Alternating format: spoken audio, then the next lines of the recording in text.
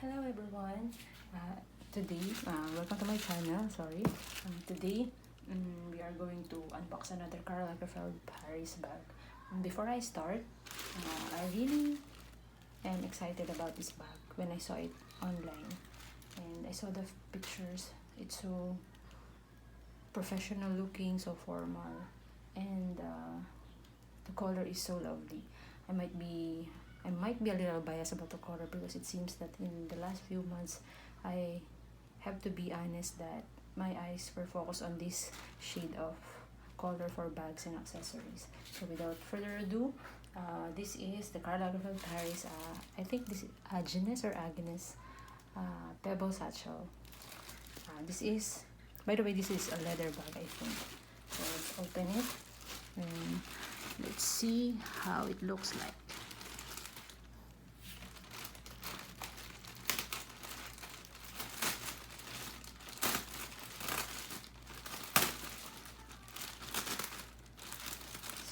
The plastics, and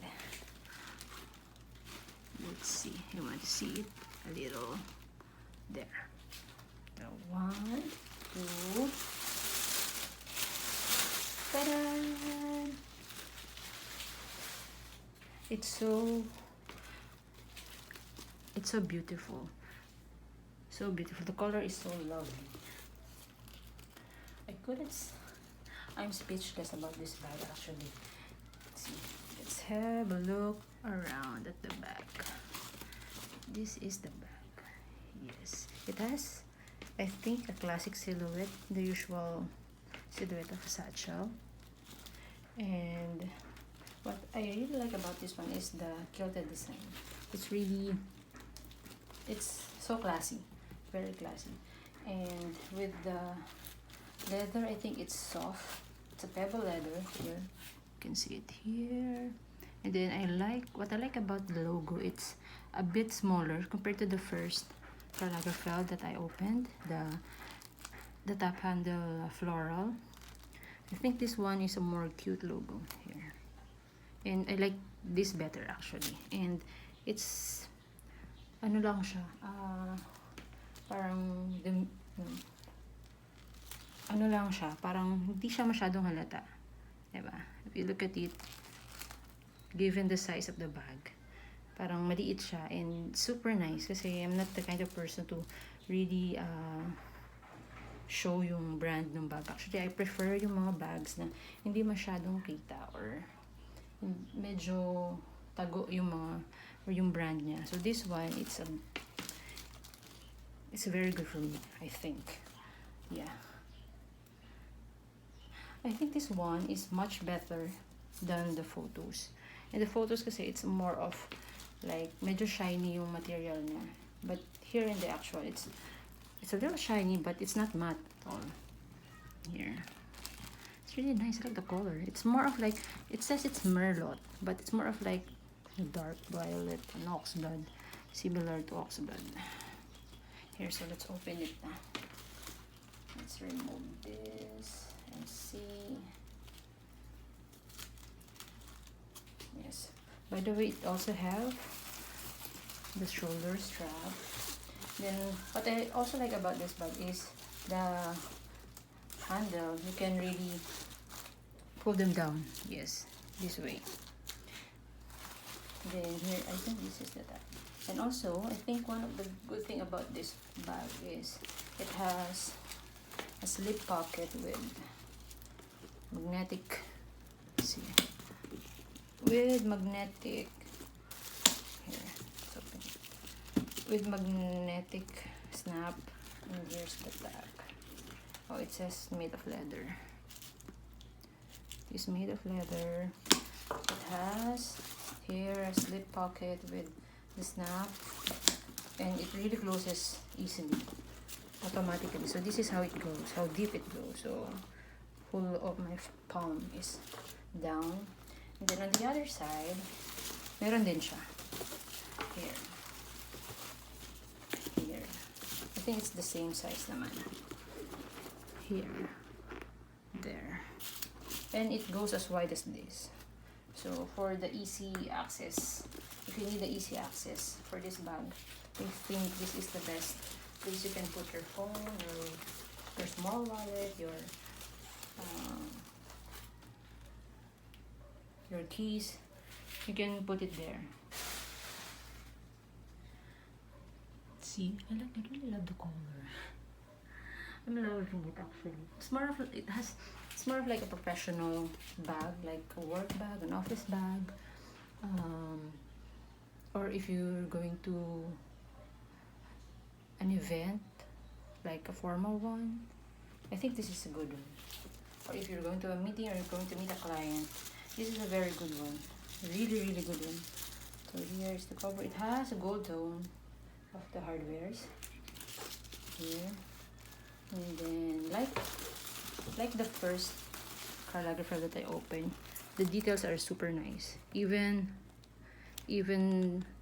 the straps, this one, the claw of the shoulder strap has the logo, and I think here then it has the name of the brand. Really nice. And then also it has feet here, and of course the details is here again, and it's really lovely. I love the details, and it looks very sturdy, and the details are really good.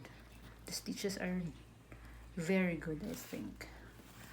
Yeah, looking at it, it's really good here. So let's see what it has inside, or how big it is inside.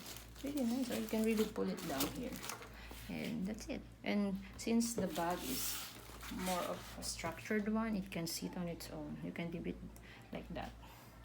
And since it has feet, actually what I like about the feet also is it's not too high. It's just a small feet here. It's not too high, see, just enough to keep the bottom safe. I mean, to keep this part to be, should we say, scratchless, to protect this one. It's so nice, super beautiful. I like the feet. It's a small, hindi siya masyadong protruding, and then hindi rin siya masyadong ano sa eyes. So here, so even the handle is, I think it's pebble leather. Yeah. And then the strap also, I think, and it's also adjustable, I think, like the first one. It has 1, 2, 3, 4, 5, 6, 7 punch holes. 7. Though it has a smaller, should I say, mas manipis yung straps niya, pero I think it goes well with the bag, kasi the bag parang you can keep away your sight on the strap and focus on the bag more. So it's adjustable. Very nice. I'm really excited about this bag. I want to keep this one. Actually, I let my mom see this bag, and she said bagay na bagay daw to sa kanya. So let's open it. Parang gusto niya to, and I asked her to buy it, but she doesn't want to. Ayan, the usual papers. Let's remove more papers.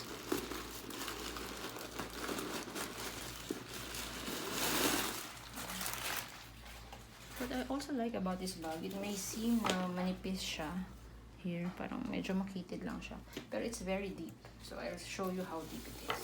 Oh, see, that's a surprise. I didn't expect it to have to have this. What is it? The dust bag. The first one doesn't have one. I don't know why, but this one have one, and it's nice. It's black and very soft here. It's nice, and it has the logo as well. So happy. So happy for this one. The other one, kasi it doesn't have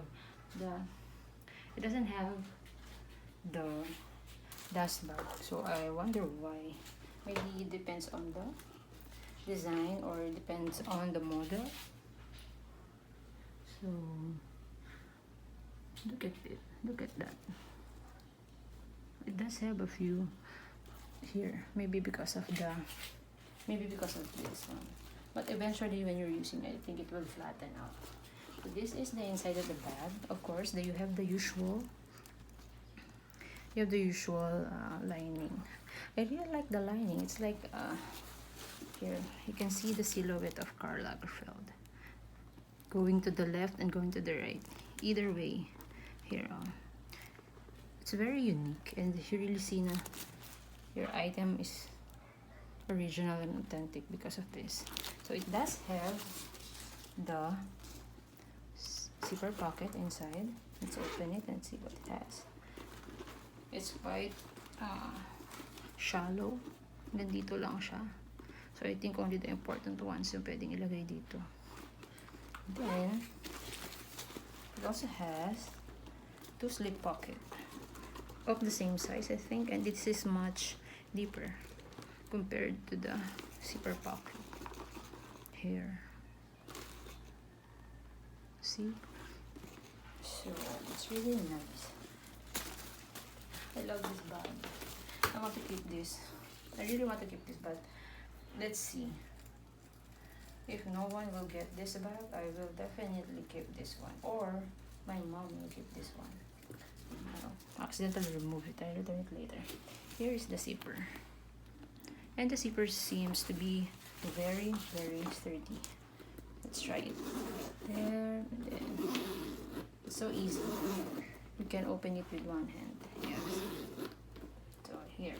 So let's close it again. And let's do the measurement so you can see how big it is in the actual. Super nice. Really nice. I'm loving this bag. Not to be unfair, but I think this one is, based on my personality and my taste, I love this one. It's more a professional one kasi since I have an office work, though right now we are on work from home, this one is really good when you go to the office. It's hindi siya ganun ka eye-catchy, pero the look is very professional. The look is very office, like formal siya. So for an office employee like me, this is a very good one. And also if you're attending, like I said earlier, when you're attending a formal event, like you're going to attend a wedding, a debut, or a formal meeting or a gathering, this is a good one. So let's do the measurements. So hindi tayo masyadong tumagal. So here is the size. At the bottom it's 12 inches, around 12 inches. And its height is around, see, it's around 10 inches, almost 10 inches. And then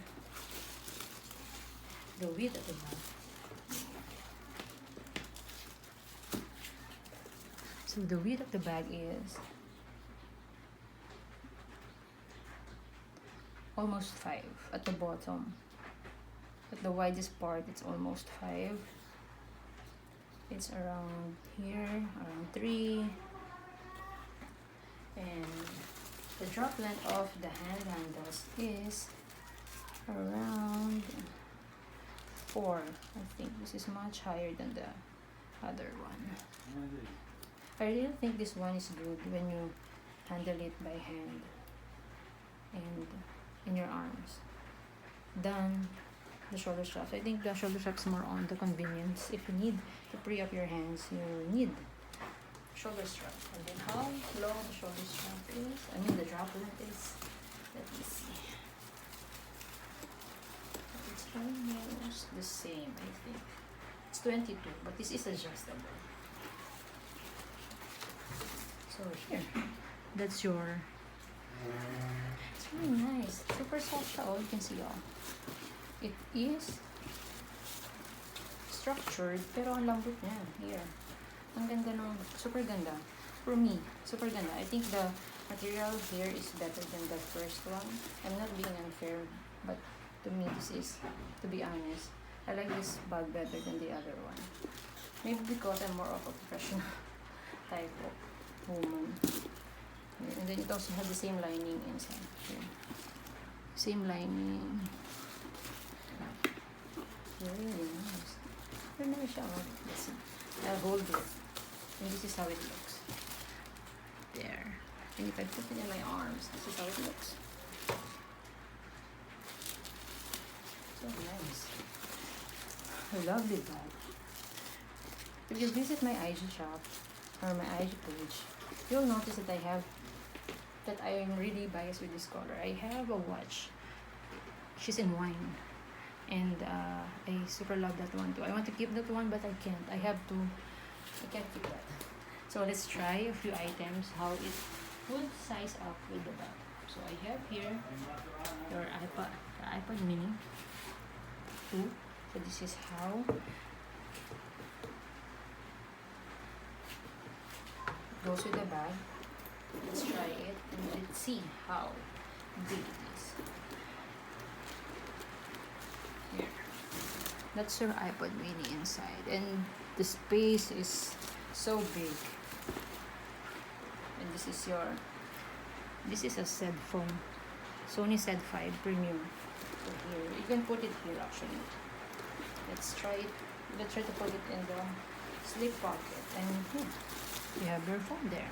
Or we can try it at the front pocket. Here, let's see how. Yes, it definitely fits in there, even if patayo siya. There. So that's really nice. Super deep yung pocket in front and at the back. And it's easily accessible. Madali siyang mag-snap close. So actually, it can close on its own, I think. Pag iniwan mo lang siya, it will close. There. Agad-agad. And then, here's a notebook. Small notebook, a journal. Here. And here. And still, you have a lot of space. Here. Actually, you can put the iPad mini upwards, patayo siya, and you'll see how deep it is. There. Patayo siya. So, maganda siya. So, super ganda. It's very professional looking for me. It's really nice. And the color is so lovely. Parang, they said it's Merlot, but it's more of like a dark violet with oxblood maybe. So, there. Isn't this lovely? I really love this one. So you have a white or a cream.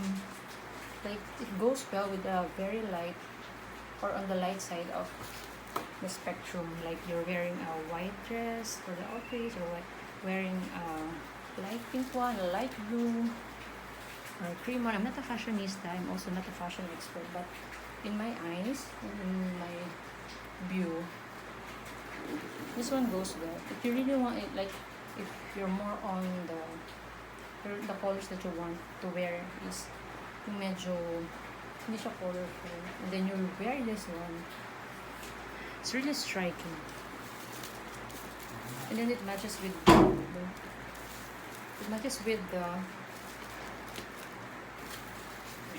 move it back so you can see properly. So there. So again, this is the Karl Lagerfeld Paris Agyness Pebble Satchel in Merlot. Actually, there is another color which is black, but I prefer this color. So thank you. I hope I helped you with your purchase, and I really want to give the customers an informed decision when they want to buy an item. Like, if you're buying this online and you didn't see it, diba? I was trying to look for this in YouTube or any video, unboxing video about this one, but I couldn't find one. Actually, I think the Karl Lagerfeld Paris brand is not a very common bag, especially here in the Philippines. It doesn't have a boutique or a store here. So this is not a very common bag here in the Philippines. The brand itself is not very common here, and the bag itself is not very common. So I really want to keep this one. But let's see. If no one's going to get this one, I will definitely keep this one. I actually have another bag in almost same color. It's a Coach Soul Carry On in oxblood. Almost same, though the leather of that one is a smooth leather. It's not pebble leather. It also have a gold tone, and the same color, same ganito siya. Plain lang siya, and then you'll just see the small logo here below. It's also in gold too. It's really nice. Parang super formal, super minimalist lang siya. Tingnan. So, if you like this one, you can visit my IG page. I will post in the description below the link so you can visit my IG shop. And if you're interested in this one, just drop me a message.